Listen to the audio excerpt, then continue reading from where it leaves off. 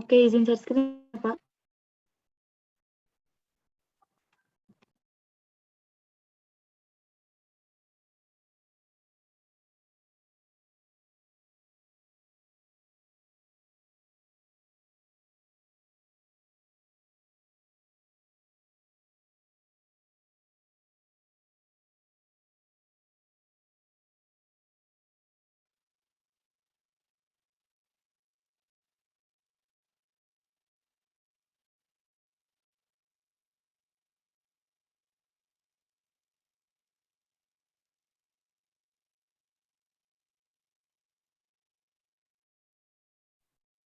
Baik, terima kasih Dinada. Assalamualaikum warahmatullahi wabarakatuh. Salam Waalaikumsalam sejahtera, warahmatullahi salam sejahtera wabarakatuh. untuk kita semua. Selamat pagi saya ucapkan kepada Pak Dedi dan teman-teman sekalian. Saya Sinta Dirahmawati, perwakilan dari kelompok 12, selaku moderator yang akan memandu jalannya presentasi hingga diskusi pada hari ini.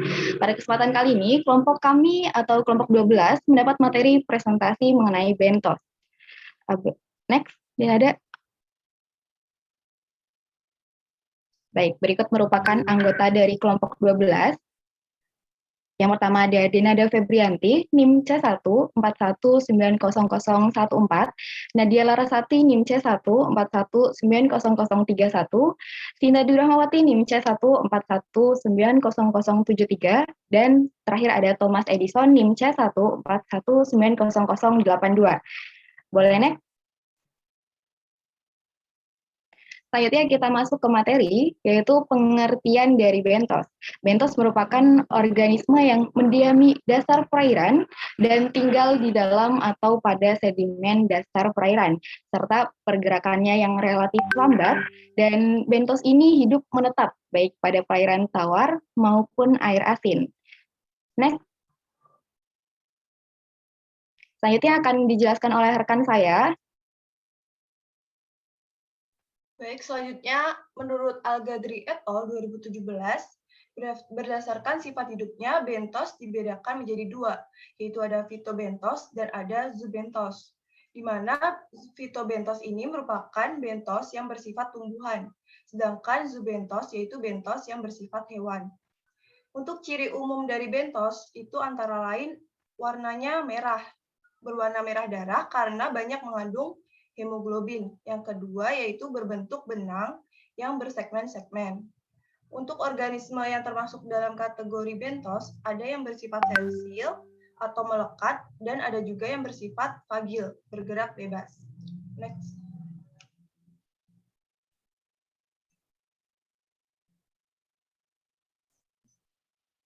Bentos berdasarkan ukurannya dibedakan menjadi tiga, yaitu ada makrobentos, kemudian ada meibentos, dan yang ketiga ada mikrobentos.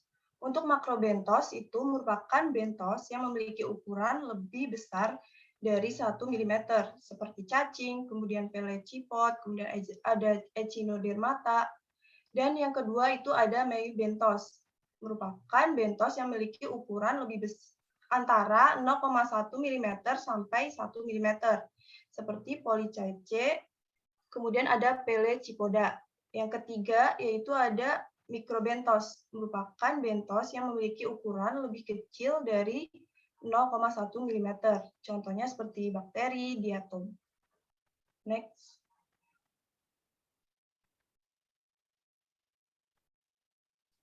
Bentos yang biasa dimanfaatkan dan dapat dibudidayakan sebagai makanan ikan itu antara lain ada larva Chironomus sp dan ada tubifex. Nah, kita yang pertama membahas mengenai Chironomus sp. Chironomus sp atau cacing darah ini merupakan larva serangga dari Chironomus sp atau agas-agas yang sebagian hidupnya itu berada di perairan. Warna merah ini biasanya disebabkan oleh adanya eritokruorin atau hemoglobin yang larut dalam darah, sehingga larva tersebut itu dapat dinamakan sebagai bloodworm atau cacing darah.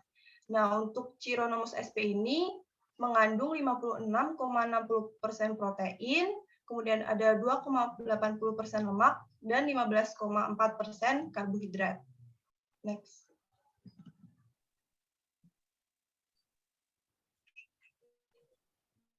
Nah, berikut ada video mengenai cacing Di darah. situ, di kotak.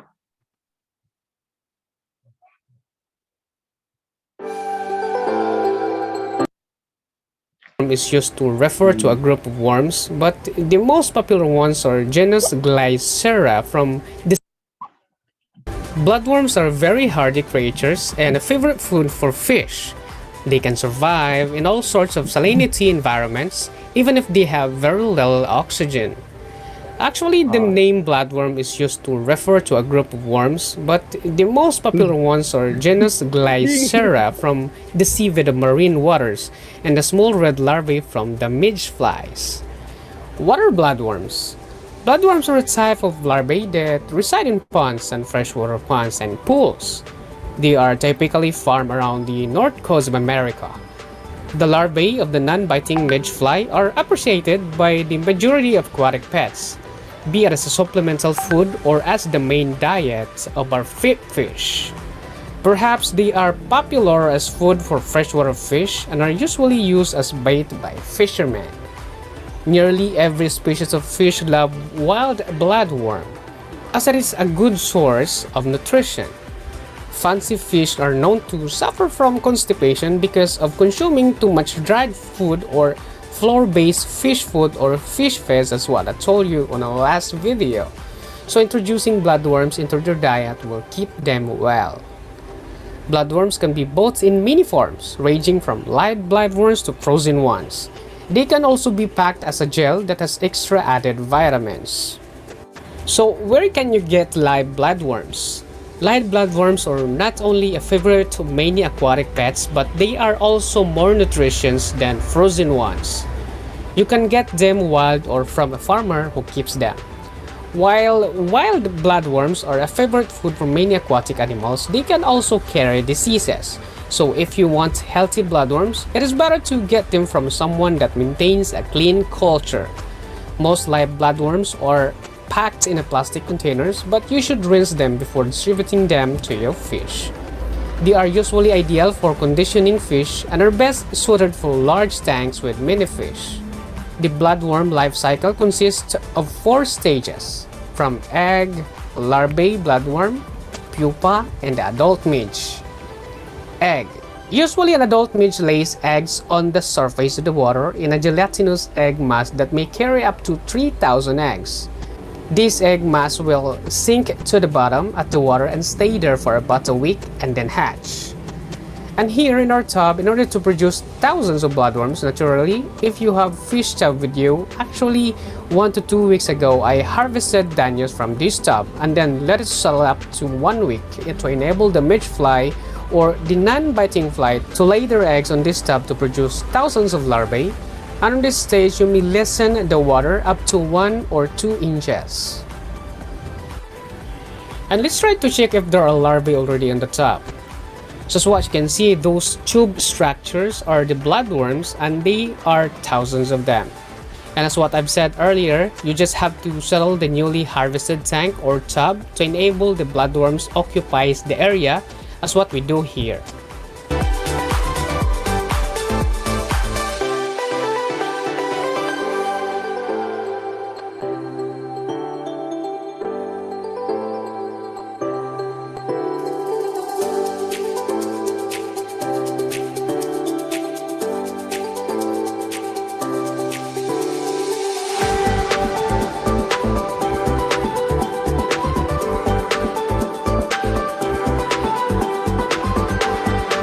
So now let's try to catch some of them and try to clean them and feed it to our fish. So we're using this to find fish nets and the other one just to make the dirt fall at the bottom when cleaning the bloodworms. But also you can catch them during night because they are most active on the night and you can easily catch them. Upon hatching, the larvae leave the egg mass and then burrow into the mud. Sometimes they may attach themselves to tube-like structures while they grow, as what you can see here. At this stage, they will feed on organic matter in the mud and water as well as the other disposable like fish waste. In most cases, they enlarge the tubes as they grow. During the larvae stage, the bloodworm converts into pink and then finally turns red. The coloration comes from the iron containing hemoglobin in the midge blood. This compound allows the larvae to survive in a low oxygen environments like the muddy bottoms of the waterway. In this stage, the bloodworm is in a C shape before it grows into swim-like structure. Pupae or pupa. The larvae will only survive for about 2 to 7 weeks. Thereafter, the bloodworm will cease to exist because the midge fly A few days after entering the pupa stage, it will swim up to the surface of the water. After a few hours at the surface of the water, then the adult midge will emerge. Adult. At this stage, the midge fly, which appears like a mosquito, mates in a swarm immediately and emerge. It does so by skimming the water surface in a flight. Since the adult fly doesn't eat, it will only survive for 3 to 5 days. How do bloodworms reproduce? If you're looking to breed your own bloodworms, you need to know the conditions that they have been bred in. Because basically, you need to put them into a place where they can mature into adult flies. And since the adults tend to fly away to lay eggs elsewhere, so you need to keep them in an enclosed container.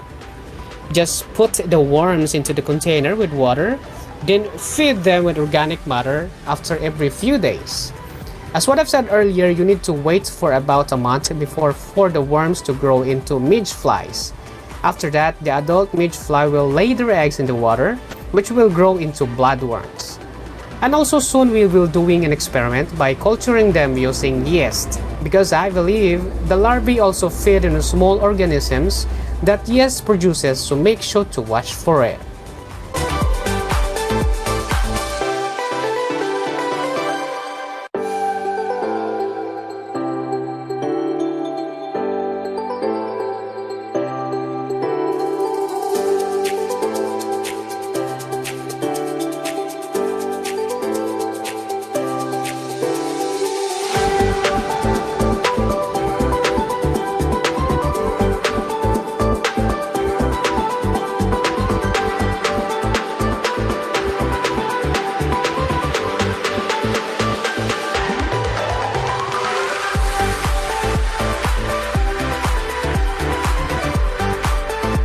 So now after cleaning, let's try to feed them to our fish here. So that's it. Thank you guys for watching this video. Hopefully you've learned something from it, especially on producing thousands of bloodworms naturally into your area. Just make sure to follow our guide. And if you like this video, please give us a thumbs up and subscribe to our channel to get updated on upcoming videos like this one. And if you have any questions, clarifications regarding to our video here, just send your message at the comment section below, or follow us on our FB page at HabbyTV.ph and to my Instagram account at MarkRoyce87. I'll do my best to answer all of your questions there.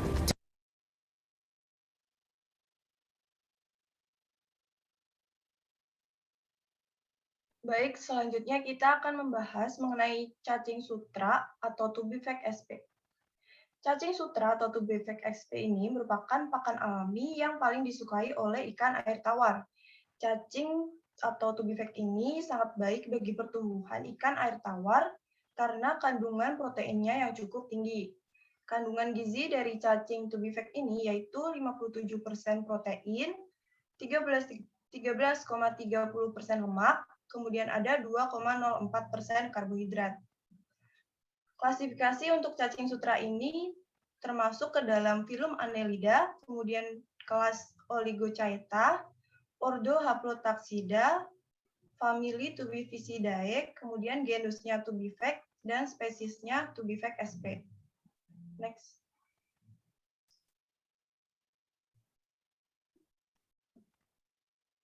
Nah, berikut ada struktur tubuh dari Tubifex sp. Bentuk tubuh cacing ini menyerupai rambut dengan panjang badan berkisar antara 1 sampai 3 cm dengan tubuhnya berwarna merah kecoklatan dengan ruas-ruas. Nah, bisa dilihat dari gambar. Untuk struktur tubuhnya ada kepala, kemudian ada tentakel, ada parapodia, kemudian ada somit, dan ada anus. Next.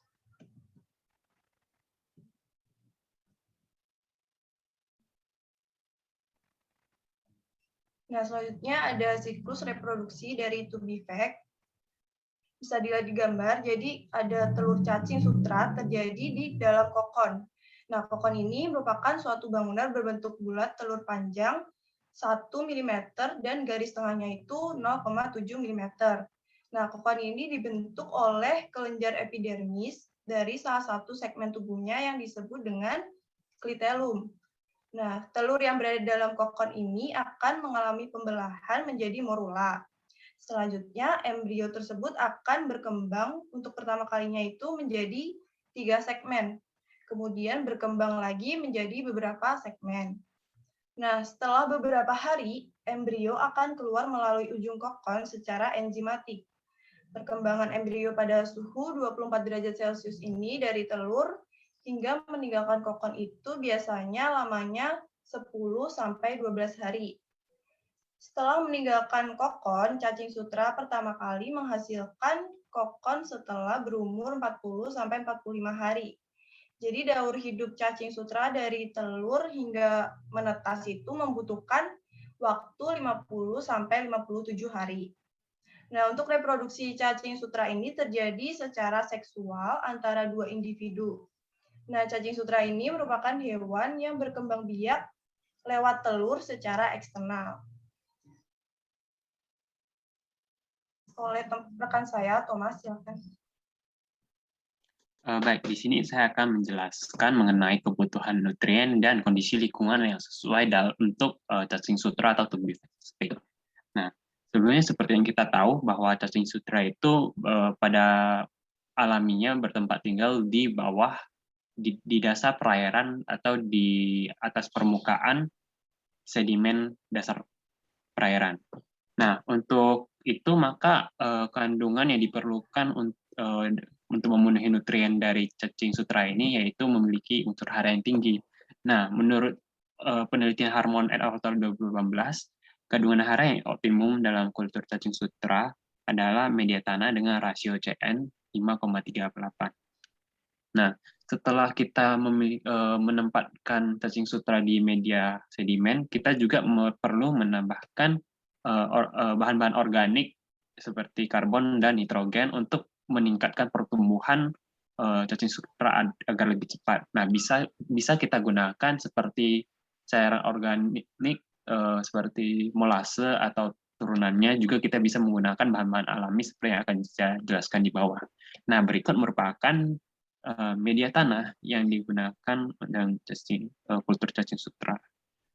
Yang pertama ada lumpur 20%, ditambah kotoran ayam 30% dengan tepung limbah udang 20% dari penelitian Harmon et al. Tahun 2018. Yang kedua ada campuran dari 50% kotoran ayam, 25% ampas tahu, dan 25% tepung tapioka dari penelitian Fajr et al. Tahun 2014. Yang ketiga ada kotoran ayam 50% ditambah dengan ampas tahu 35% dan bekatul 15% dari penelitian Silamawati dan Yulniarti tahun 2012. Nah, contoh yang setelah saya sampaikan ini merupakan tambahan untuk sedimen agar nutrien yang didapatkan oleh cacing sutra terpenuhi. Next. Nah, selain kondisi kebutuhan nutrien dari cacing sutra sendiri, kita juga perlu menyesuaikan kondisi lingkungan di perairan yang ditempati oleh cacing sutra ini. Nah, berikut adalah kondisi lingkungan yang optimum untuk pertumbuhan dari cacing sutra saat kita melakukan kultur. Yang pertama, suhu dengan jarak 25 sampai 30 derajat Celcius, pH dari 5,5 sampai 8, kandungan oksigen yang terlarut pada perairan dengan jangka 2,5 sampai 7 ppm menurut penelitian Padula et al. Tahun 2017. Nah, selanjutnya akan disampaikan oleh teman saya, Janada.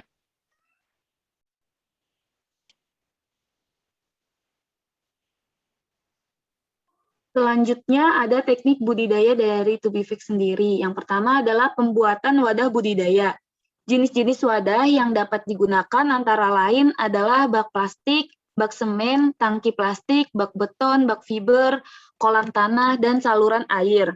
Sedangkan peralatan yang dibutuhkan untuk melakukan budidaya tubifax antara lain adalah selang air, timbangan, saringan halus atau seser, ember, dan juga gayung.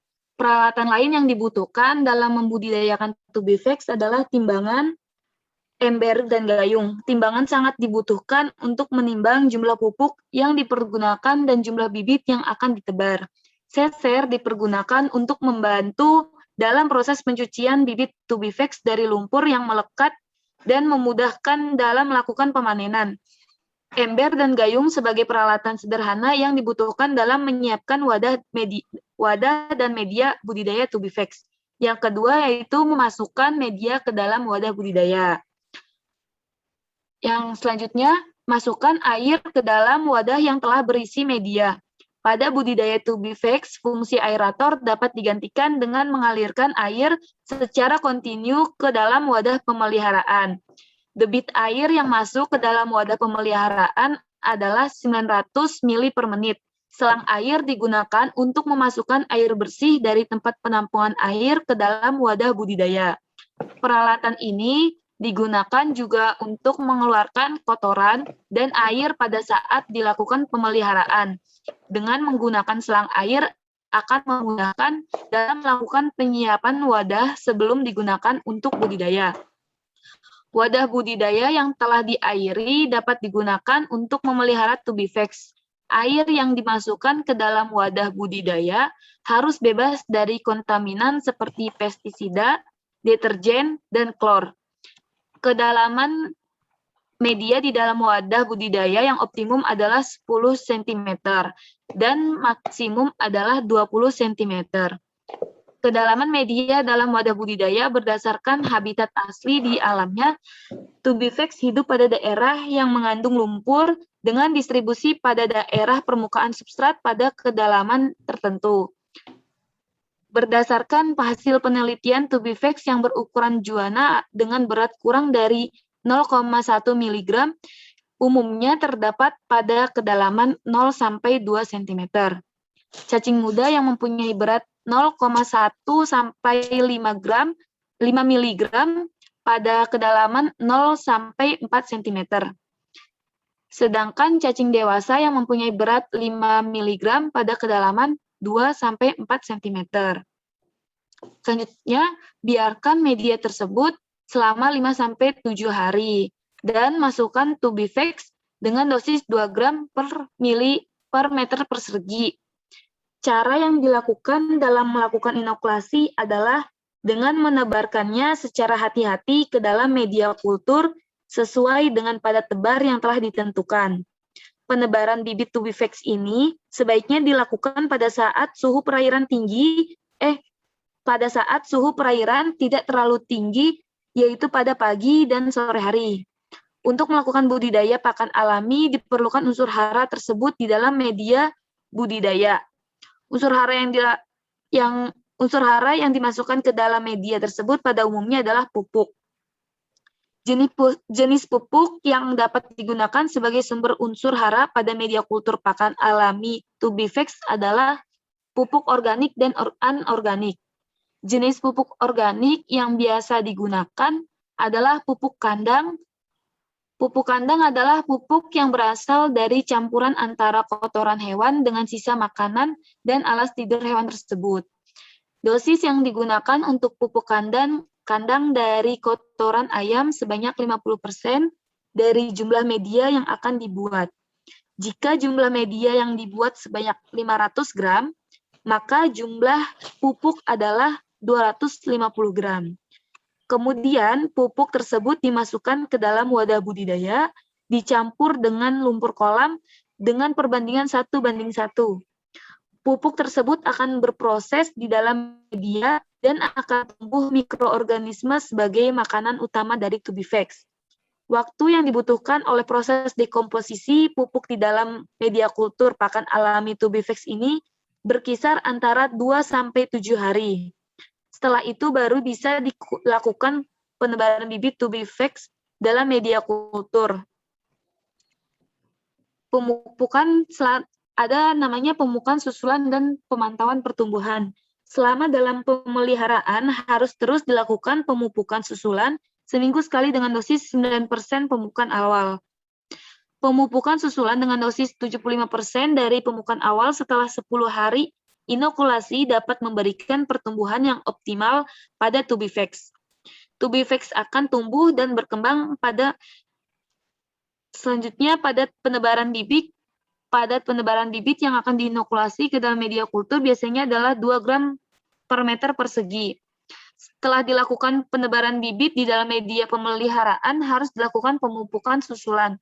Pemupukan susulan itu apa sih? Pemupukan susulan adalah pemupukan yang dimasukkan ke dalam media kultur selama pemeliharaan pakan alami tubifax dengan dosis 9% dari dosis pemupukan pertama yang sangat bergantung kepada kondisi media kultur. Berdasarkan kebutuhan pakan bagi tubifax tersebut, maka prosedur yang dilakukan dalam memberikan pemupukan susulan ada 2 cara.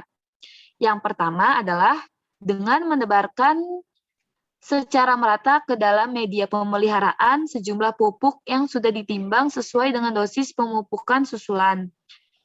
Cara yang kedua adalah dengan cara membuat larutan pupuk di dalam wadah yang terpisah dengan wadah budidaya. Larutan pupuk tersebut dialirkan ke seluruh permukaan media pemeliharaan dengan dosis yang telah ditentukan. Pemantauan pertumbuhan pakan alami tubifax di media kultur harus dilakukan agar tidak terjadi kepadatan populasi yang mengakibatkan tingkat kematian yang tinggi di dalam media. Selanjutnya ada pemanenan tubifax. Pemanenan dapat dilakukan pada hari ke-50 sampai 57 jika populasinya sudah mencukupi. Pemanenan tersebut dilakukan dengan cara menggunakan seser halus. Waktu pemanenan dilakukan pada pagi hari di saat matahari terbit.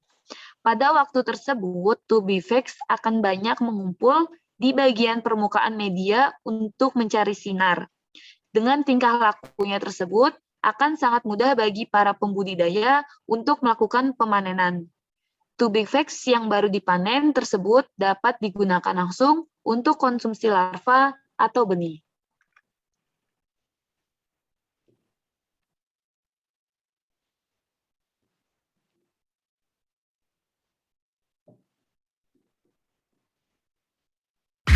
Yeah. Came at 17. Damn.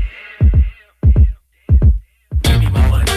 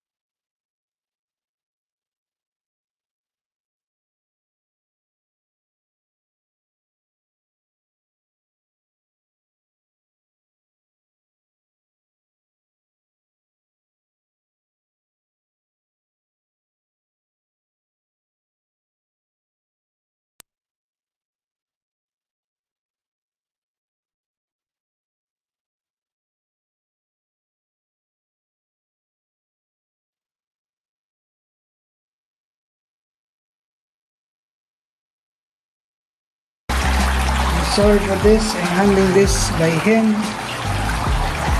Okay, so that's it now. That's it now.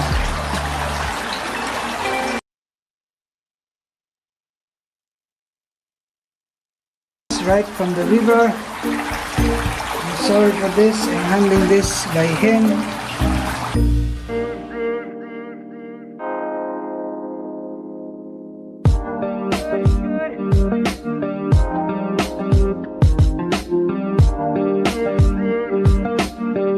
Berikut merupakan video kultur Tubifex menggunakan typing setup. Selamat menyaksikan.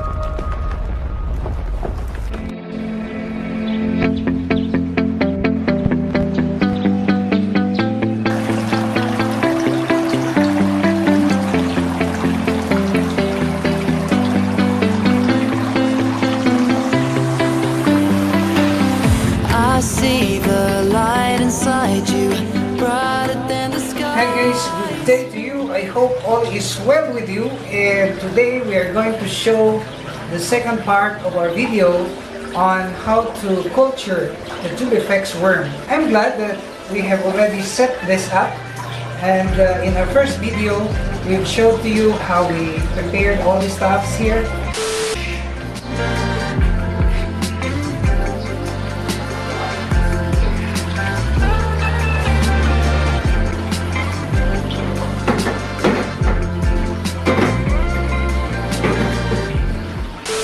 And today I'm going to show to you now the actual piping connections of this Tubifex worm.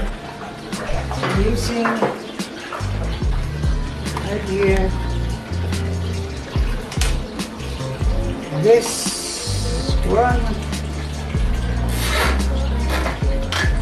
because the water will drip down over here.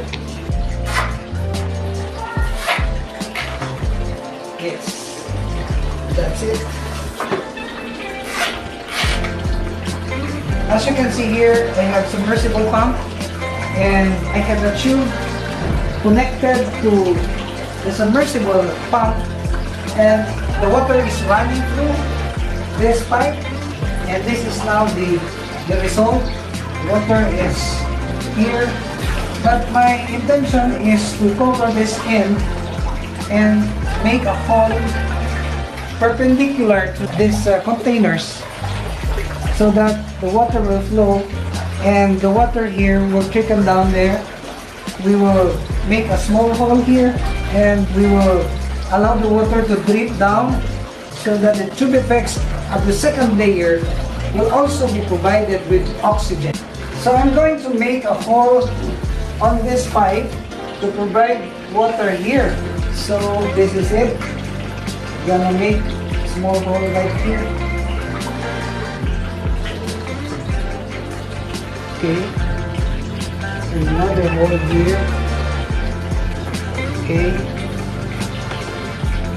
Another hole here.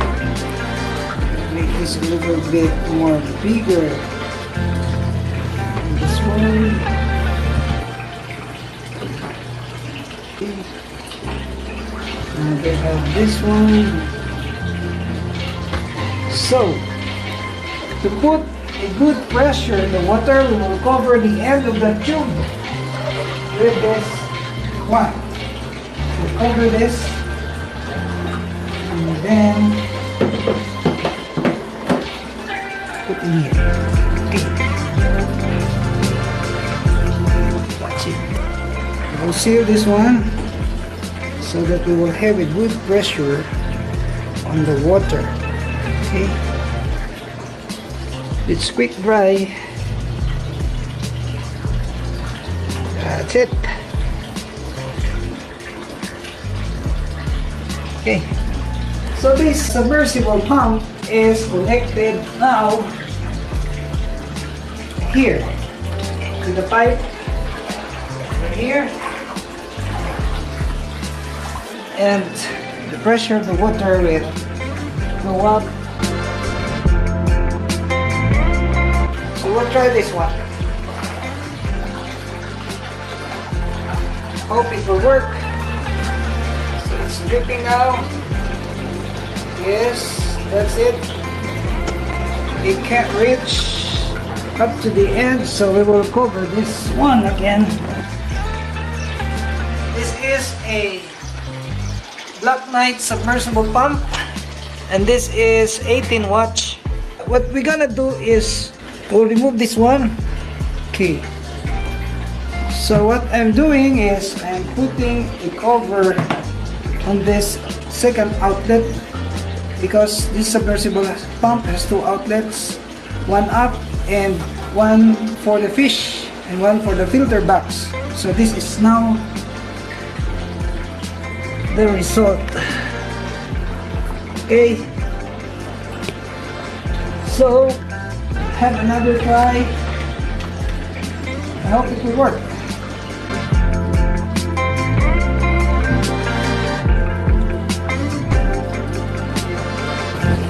It's working.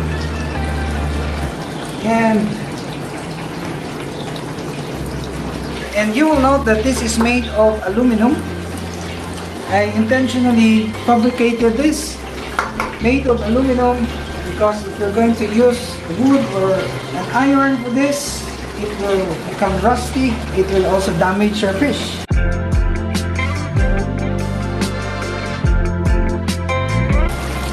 Each of this container will have Tubifex worm.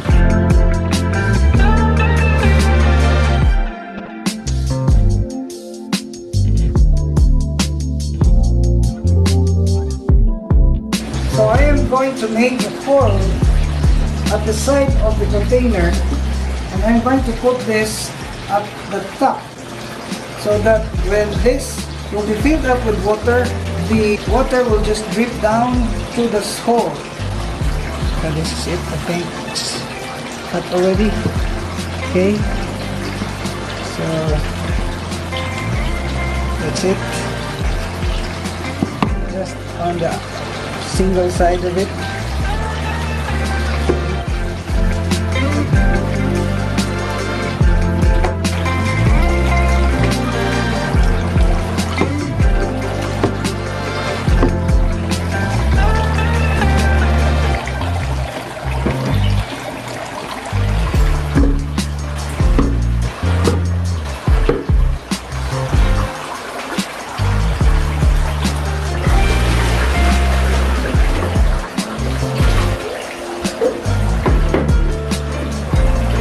So this is the last one.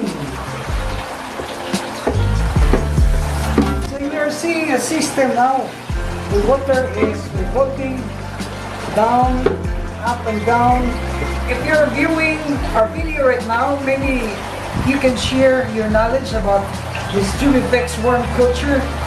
And I understand we are now having a system of water flow from the fish pond going up, down.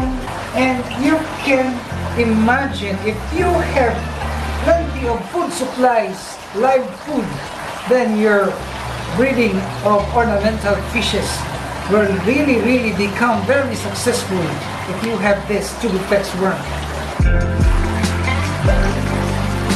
Next, Tubifex worm. And in the next video, we're going to show to you what food they're gonna eat, so that they will become plenty. This is it. Okay. We got this right from the river. I'm sorry for this. I'm handling this by hand. Okay. So that's it now. That's it now.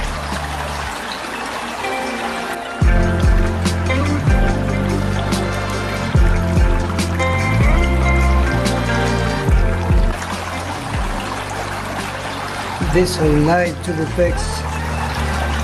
And if you have some more suggestions, you can help us. You can share your experiences also in culturing this Tubifex worm.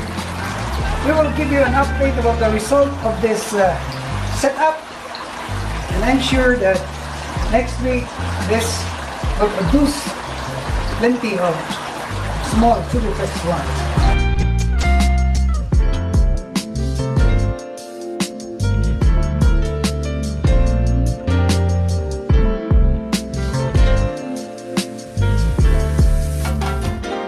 Thank you guys for watching, and we hope that this setup now will help you if you are intending to culture TUBIFX worm. Maybe this setup would help you. And if you are expert on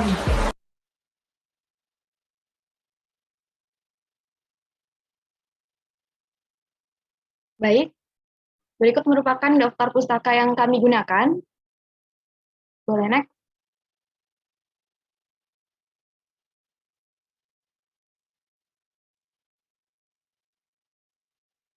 Next lagi, Dinada.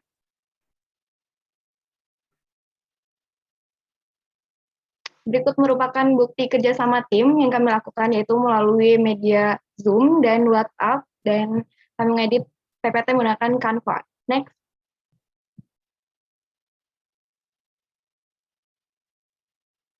Baik, sekian presentasi mengenai Bentos dari kelompok 12.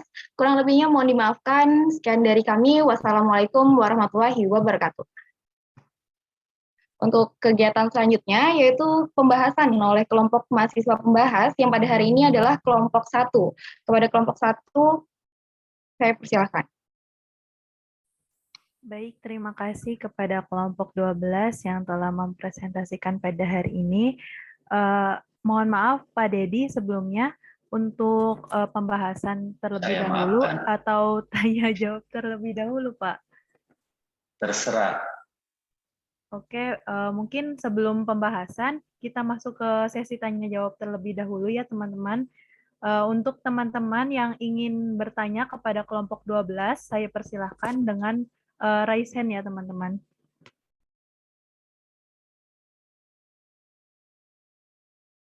Baik, untuk termin pertama, 3 orang penanya terlebih dahulu. Yang pertama ada Wali Mafaza.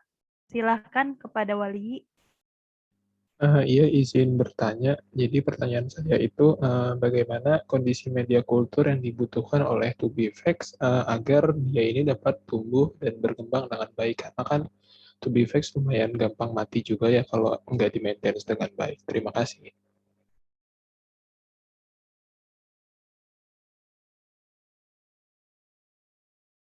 Untuk kelompok 12, apakah ingin ditampung terlebih dahulu atau langsung di...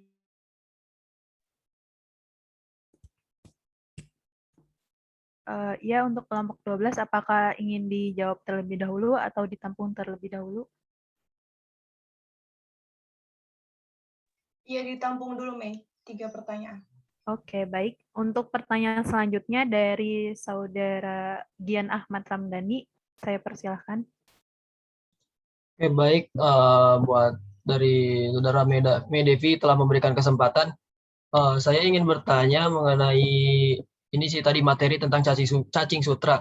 Tadi dijelaskan kalau cacing sutra itu dia berkembang biak lewat telur secara eksternal. Nah, itu bisa dijelaskan apa yang dimaksud dengan berkembang biak lewat telur secara eksternal. Terima kasih. Baik, terima kasih atas pertanyaannya. Apakah dapat ditangkap kelompok 12 pertanyaan dari Gian? Bisa, Mei. Oke, pertanyaan selanjutnya dari Saudara Fadli Adams. Saya persilahkan. Oke, terima kasih Mei. Izin tanya, sebelumnya saya Fadli Adams Syahdan di MC 141996 terkait dengan bentos secara umum ya. Sebenarnya di perairan sebenarnya gitu, baik di laut maupun di perairan-perairan lainnya, peran dari bentos itu sebenarnya apa gitu, dan apa dampak kalau misalkan di perairan tersebut ada bentos atau nggak ada bentos, dan seperti itu. Baik, terima kasih kepada Fadli Adams. Untuk selanjutnya akan dijawab oleh kelompok 12. Saya persilahkan kepada kelompok 12.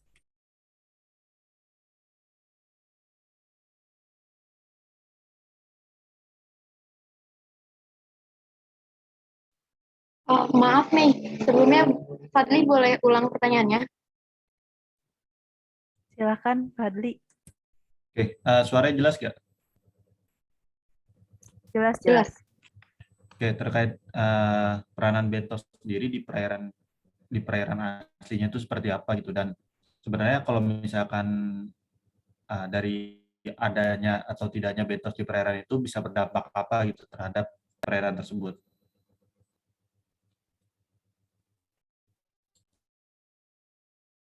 Oke, sudah jelas Mei. Terima kasih Fadli.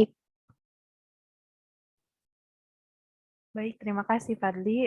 Untuk selanjutnya saya serahkan kepada kelompok 12 untuk menjawab pertanyaan dari Fadli, Gian, dan juga Wali.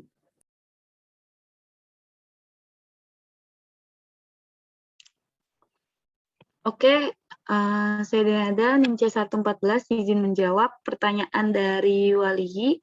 Yang pertanyaannya itu, bagaimana kondisi media kultur yang dibutuhkan oleh Tubivex agar dapat tumbuh dan berkembang dengan baik gitu. Jadi Tubivex ini akan tumbuh dan berkembang pada media kultur yang kandungan oksigen terlarutnya berkisar antara 2,75 sampai 5 ppm. Dan jika kandungan oksigen terlarut lebih dari 5 ppm dapat meningkatkan pertumbuhan Tubivex. Kandungan amonianya sendiri itu kurang dari 1 ppm dan untuk suhu airnya berkisar antara 28 sampai 30 derajat Celcius dan untuk ukuran pH airnya sendiri adalah 6 sampai 8. Seperti itu Wali. Bagaimana Saudara Baik, Wali? terima kasih atas jawabannya kelompok 12. Baik, terima kasih kepada Saudari Denada yang telah menjawab. Selanjutnya, pertanyaan dari Gian dan Fadli Adam, silahkan dijawab. Izin masuk ya.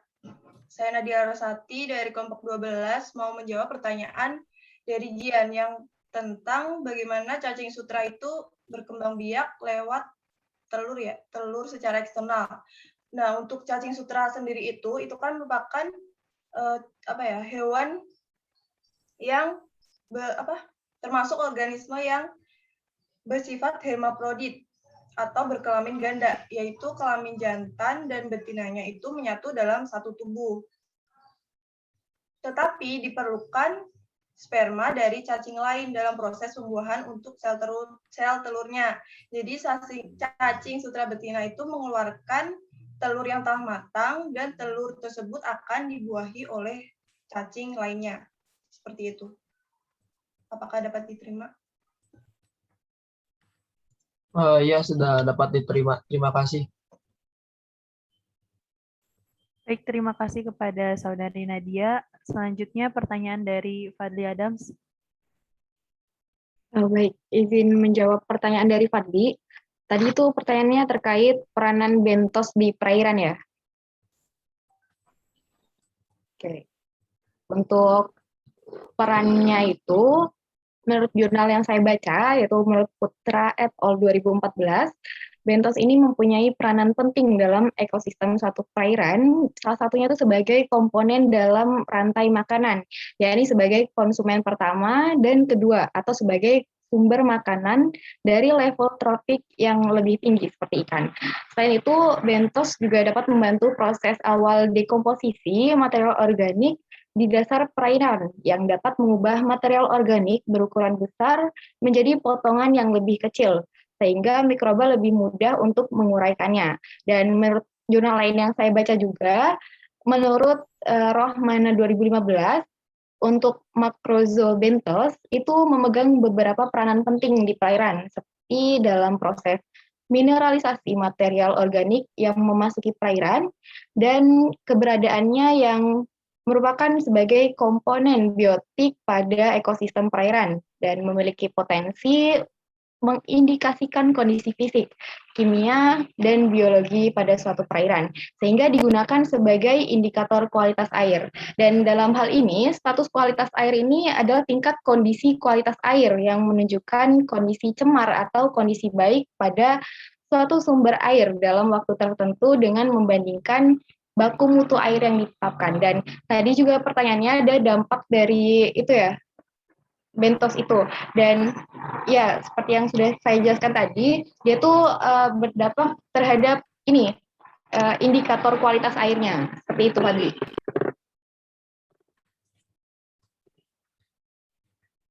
Bagaimana Saudara Fadli, apakah terjawab? Oke, baik. Terima kasih Sinta dan Mei atas kesempatannya. Insya Allah sudah terjawab. Baik, terima kasih kepada Fadli Adams dan Sinta. Selanjutnya, pertanyaan di termin kedua, boleh kepada Saudari Bulan.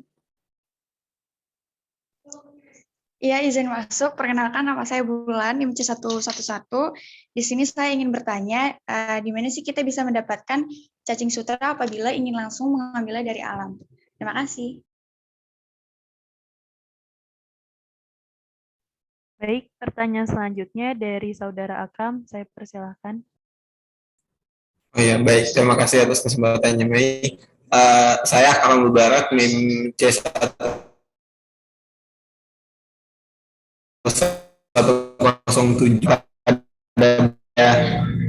pembudidaya tersebut agar terjadi yang namanya kepadatan populasinya. Nah, memang atau bagaimana sih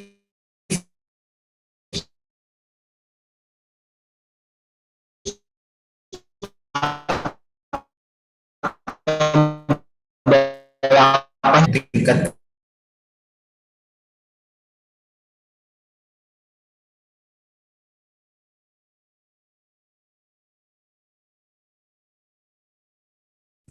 Mohon maaf, Akram tadi putus-putus ya? Oh iya, sekarang jelas nggak? Sudah cukup jelas. Oh ya, mungkin saya ulang ya pertanyaannya. Tadi dijelaskan ya bahwa perlu adanya pemantauan pada budidaya yang dilakukan tadinya agar tidak terjadi kepadatan populasi. Nah, apakah ada mungkin minimal atau maksimal atau mungkin apa ya tingkat kepadatan yang baik pada budidaya Tupebex itu? Itu sih. Makasih. Jelas nggak? Bagaimana kelompok 12, apakah sudah tertangkap pertanyaannya?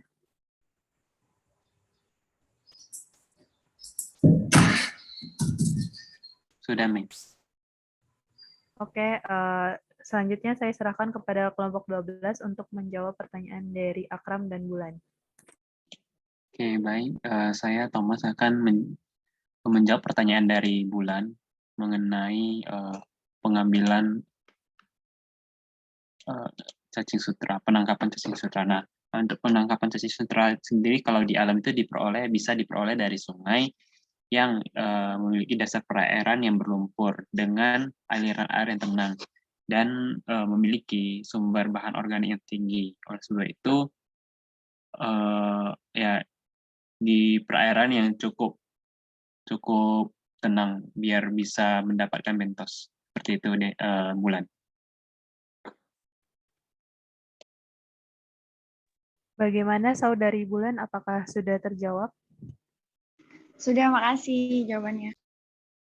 Baik, terima kasih kepada Saudara Thomas. Selanjutnya pertanyaan dari Akram.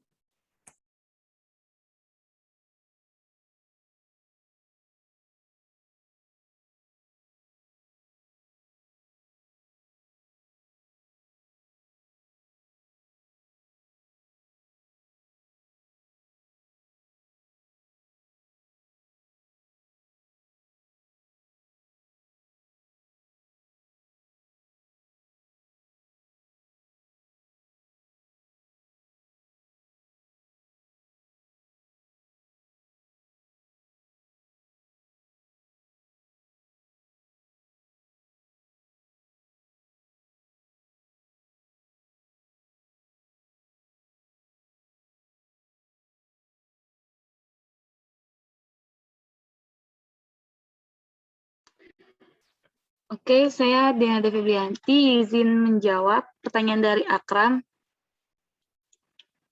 Pastiin lagi dulu ya. Tadi kan nanyain tingkat kepadatan, betul Akram? Iya, betul. Oke. Betul banget nih kalau misalkan dalam hal kegiatan budidaya ini, Tubivex perlu adanya pemantauan gitu karena nantinya kalau misalkan tidak ada pemantauan, akan terjadi kepadatan populasi. Untuk tingkat kepadatan populasinya sendiri, itu maksimal di dalam media kultur adalah 30 sampai 50 gram per meter persegi.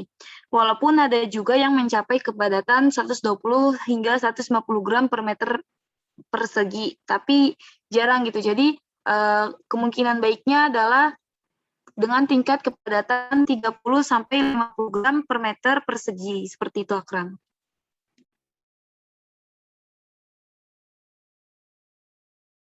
Bagaimana, Akram? Boleh ditanggapi? Silahkan. Oh ya, mungkin diperjelas saja sih. Kalau secara pemantauannya itu dipantau secara bagaimana? Apakah secara sekedar dilihat saja atau bagaimana tentang pemantauannya? Nah, kalau seandainya kepadatannya over, itu efeknya gimana?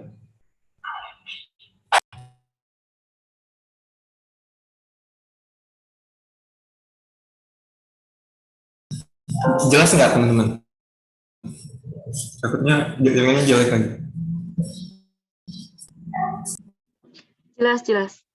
Jadi untuk pemantauannya sendiri, pemantauan seperti biasa gitu, maksudnya cuma dipantau kasat mata aja gitu, kelihatan kalau itu udah terlalu padat atau belum dalam ukuran si medianya itu. Jadi seperti tadi kan medianya itu kan kalau misalkan 30 sampai 50 gram itu ukuran per meter persegi gitu. Karena kenapa harus dipantau? Karena tadi yang sudah dijelaskan kalau pemantauan pertumbuhan pakan alami tubifex ini di media kultur harus dilakukan agar tidak terjadi kepadatan populasi gitu. Jadi kenapa? Karena kalau nanti terlalu padat dalam sebuah media tersebut akan mengakibatkan tingkat kematian yang tinggi di dalam media gitu. Jadi nggak sesuai dengan tempat medianya gitu, terlalu padat. Seperti itu. Baik. Terima kasih, Dena.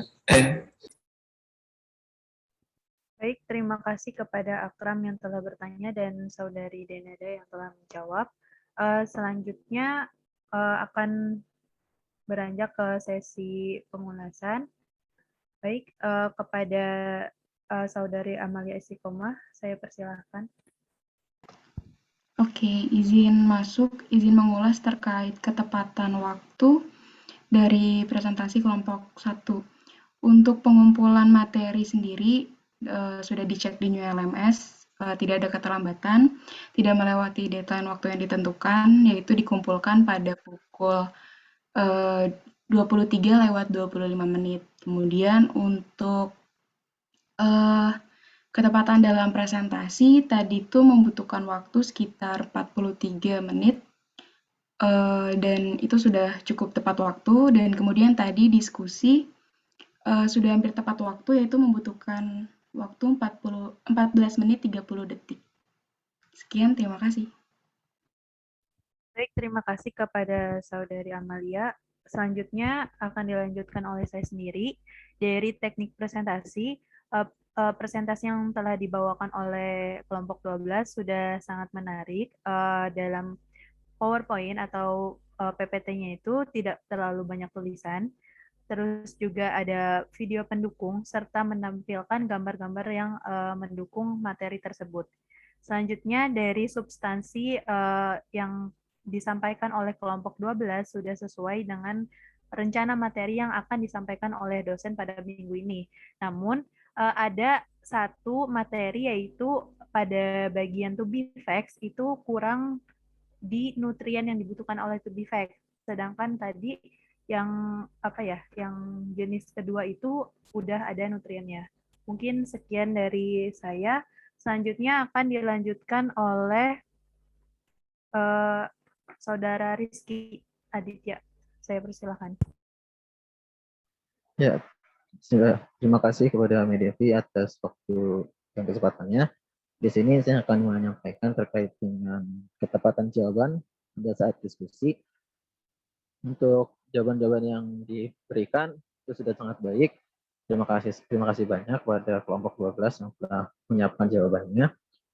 Akan tetapi ada beberapa hal mengenai yang masih bisa lebih diperjelas kembali gitu. Mengenai tadi ada di sumber yang bisa oleh cacing sutra itu bisa lebih diperjelas kembali.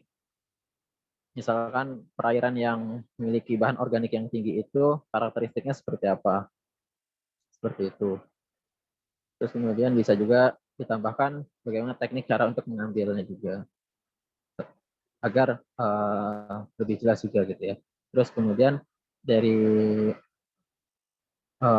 cara penyampaiannya sudah cukup jelas, tetapi ada beberapa hal mungkin bisa lebih slow lagi, bisa lebih slow untuk penyampaiannya agar dapat dicerna lebih baik oleh audiens.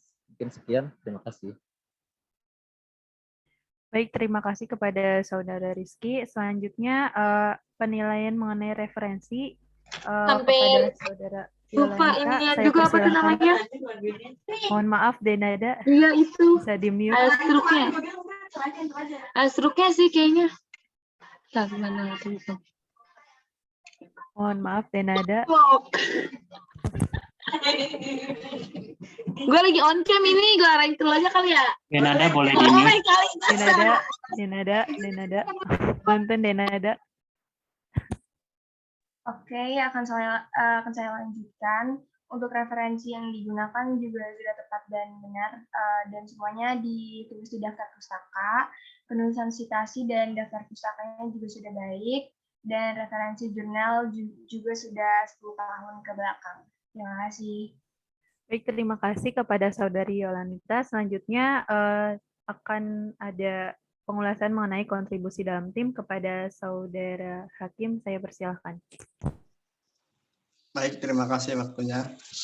Nah, di sini saya akan mengulas terkait kontribusi dalam tim. Ya, tadi semuanya sudah berkontribusi dalam tim. Dapat dilihat di PPT tadi ada bukti kontribusinya. Dan juga tadi semuanya juga sudah kebagian dalam presentasi dan juga dalam sesi diskusi. Sekian dari saya. Baik, terima kasih kepada Saudara Hakim. Tugas dari pengulas sudah selesai. Saya kembalikan kepada Pak Dedi. Terima kasih.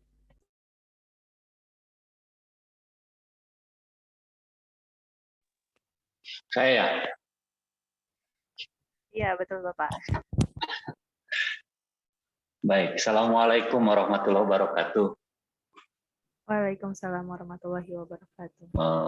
Ya, saya kira lumayan bagus ini presentasi. Kenapa dibilang bagus? Memang cerita zooplankton bentos ini ya untuk budidayanya memang belum berkembang sebagaimana kayak Moina, Chlorella gitu ya. Sehingga memang saya kira tampilan video bisa diterima. Bisa bisa memperjelas kondisi.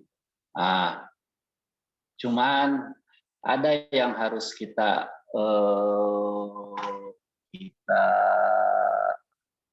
cermati bahwa seperti ini. Saya konsen ke tubifax ya tadi ya, banyak pertanyaan di situ. Tubifax itu kan hewan. Jadi makanannya sama dengan ikan. Sama dengan kita. Nah, kalau dikasih kotoran ayam berarti dikasih racun itu. Ya. Nah, saya mengamati memang dulu juga kita pakai kotoran ayam. Tapi kotoran ayam itu nilai nutrisinya kecil. Ya. Jadi ini ada suatu kesalahan. Jadi jangan pakai kotoran ayam. Ya, nah, jadi harus pakai yang nutrisius gitu. Nah, apalagi tadi di teknik budidaya di butir 4 kan ada pemupukan ya. Nah, pemupukan itu nggak bisa kalau buat hewan. Jadi saya kira kalau dikasih pupuk, nah, definisi pupuk yang benar, maka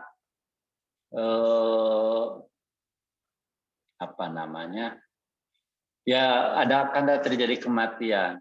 Malah saya cenderung tuh yang bagus itu yang video yang pakai pelet tuh, ya. Itu di BBAP yang Sukabumi sudah mengembangkan itu juga budidaya pakai pelet, ya, nggak pakai ini. Nah, sehingga itu hasilnya lebih bagus, ya. Nah, coba itu diperhatikan yang video pakai pelet itu. Mungkin itu yang harus kalian tiru ke depan, ya. Karena itu ngasih nutrisi semua. Beda dengan yang pakai kotoran ayam. Pakai kotoran ayam hasilnya sedikit. Nah, memang Tubifex ini tumbuh di perairan yang bahan organiknya tinggi, tetapi bahan organik tinggi, tapi oksigen rendah. Tinggi, sorry. Karena dia butuh oksigen kan buat hidup. Nah, contohnya adalah kalau kalian lihat di misalnya pabrik tahu atau pabrik tapioka, di air mengalir yang keluar, itu akan banyak kita peroleh Tubifex di outlet yang dekat. Jadi airnya masih putih, terus mengendap, nah itu akan banyak gitu ya, Tubifex itu. Nah, jadi sebenarnya bentos atau Tubifex itu tinggi di dasar perairan, indikasi bahwa memang tadi cemaran bahan organik tinggi, ya itu dimanfaatkan oleh si bentos tadi, ya. Jadi mengkonsumsi bahan organik, cuman harus oksigennya tinggi. Ya, jadi kebutuhan media kultur Tubifex salah satunya sama dengan ikan sebenarnya, yaitu oksigen tinggi, amoniak juga rendah. Bahan-bahan yang toksik juga rendah.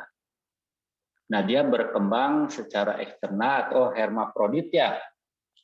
Jadi ada dua individu, yang satu jantan, yang satu betina, tapi telurnya itu. Jadi tidak bisa walaupun hermafrodit, dia berkembang biak dari satu individu. Harus ada minimum dua, yang satu nyumbang jantannya, yang satu nyumbang spermanya, gitu ya. Nah, baru itu terjadi perkawinan. Gitu. Itu yang khasnya dari cacing ini, ya. Saya kira itu kalau mau berkembang, mau dicoba itu kalian praktek ya di sini, coba dikasih pelet yang difermentasi ya, gitu. Kira-kira itu saya kira yang lainnya bagus. Cuman bagaimana mengimplementasikan makanannya itu pakai itu ya, pakai pakan seperti pakan ikan.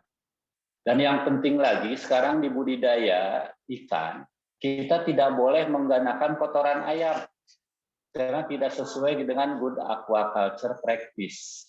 Ya, itu. Samping banyak nanti parasit mungkin ya yang akan berkembang.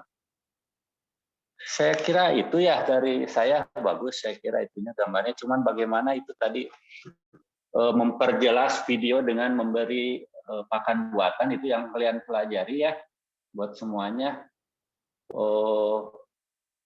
Karena prospektif ya, ECD hatchery ikan seperti yang saya tahu di STP di Purwakarta, 1 bulan dia butuh ngeluarin buat cacing Tubifex aja 40 juta gitu dia itu.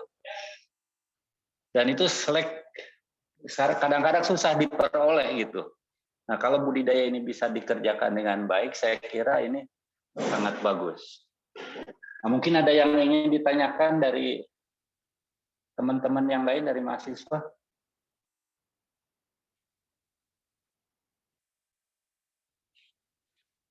Lupa sih sambil merokok.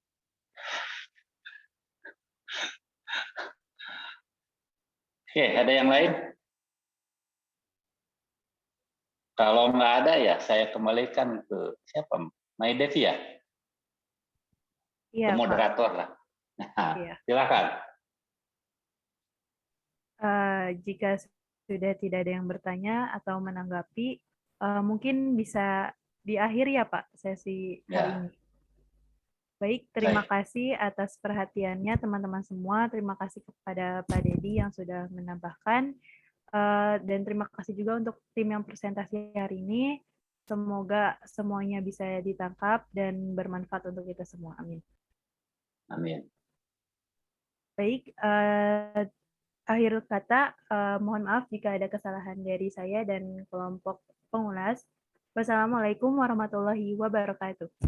Waalaikumsalam warahmatullahi Waalaikumsalam warahmatullahi wabarakatuh. Terima kasih, Pak. Terima kasih, Pak.